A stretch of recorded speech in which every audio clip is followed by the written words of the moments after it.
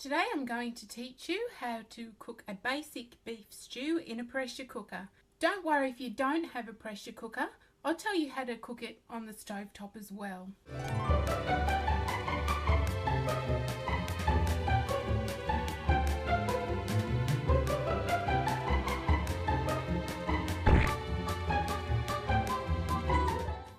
You're going to need 4 carrots peeled and sliced, 2 turnips peeled and diced, 2 onions also diced up into small pieces, 40 grams or about 1 1/4 ounces of cooking fat. You can use lard, butter, vegetable shortening, anything you like. I'm going to use vegetable shortening. 30 grams or 1 ounce of plain or all-purpose flour, 420 mils or 14.5 fluid ounces of beef stock. You'll need an extra cup of that if you're going to cook this on the stovetop. 1 to 1.5 pounds or 500 to 750 grams of stewing beef. You might know it as stewing steak. And finally, you're going to need some herbs and spices. Now, what you use is totally up to you. I'm from the school of smell it and see if it goes together school of cooking when it comes to herbs and spices.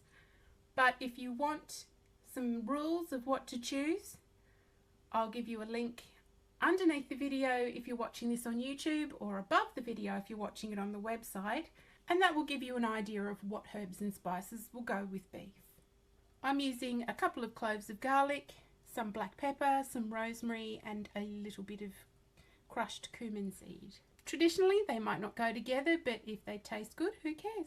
In your pressure cooker, add the cooking fat and the onions.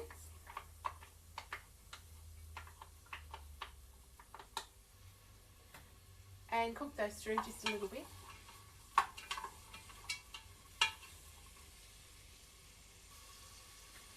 Then add the meat.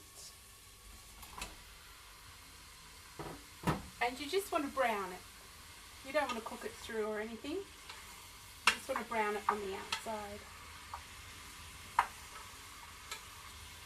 You can see the meat's browned just a little bit. The onions are see-through. We're going to add most of the stock. Just keep back a little bit to mix with the flour later on. Now at this stage, if you're cooking in a saucepan, you put the lid on, a tight fitting lid, and simmer for 2 to 2.5 hours. And you'd add the vegetables at the very end. You would of course add your seasonings right now, but as I say, you'd add the vegetables in the last half an hour to 20 minutes. But because we're pressure cooking this today, I'm going to add them now. It's the turnips and the carrots. Give it a bit of a stir so it's all mixed in.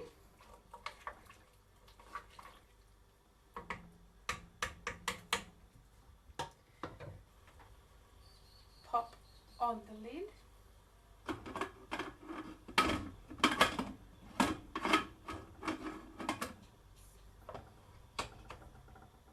And I'm going to put my weight on the top. Now this is a 10-pound pressure cooker. Many of them are 15, so bring it up to pressure nice and quickly by putting it on a high heat.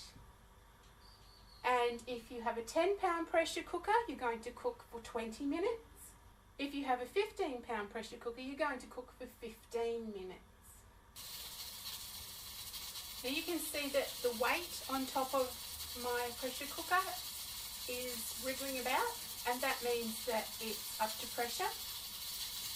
So I might just turn it down just a little bit to stop it wriggling too much, because that will let out too much steam and the stew will burn.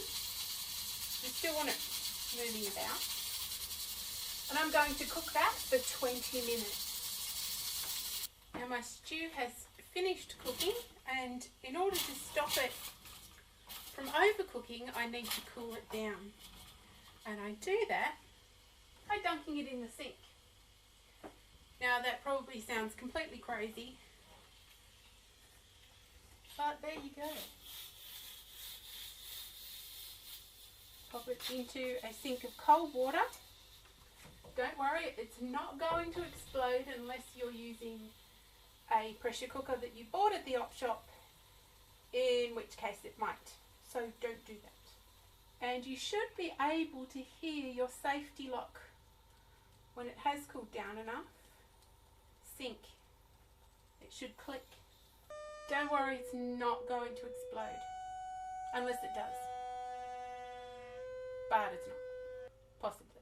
You can test to see if this is ready to open by trying to move the lid.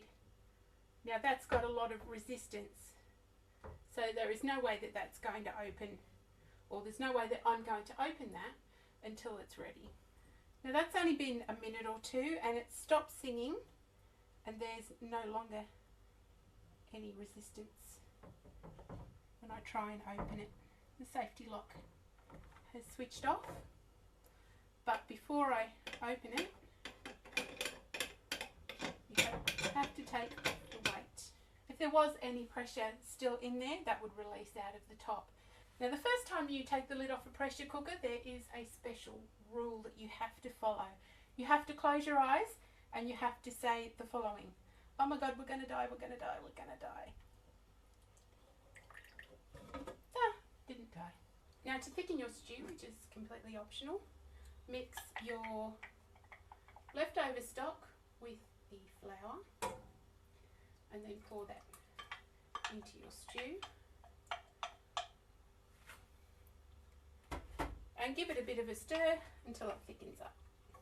And there we have a beautiful basic beef stew, and my choice of herbs turned out to be lovely and sweet and really tasty.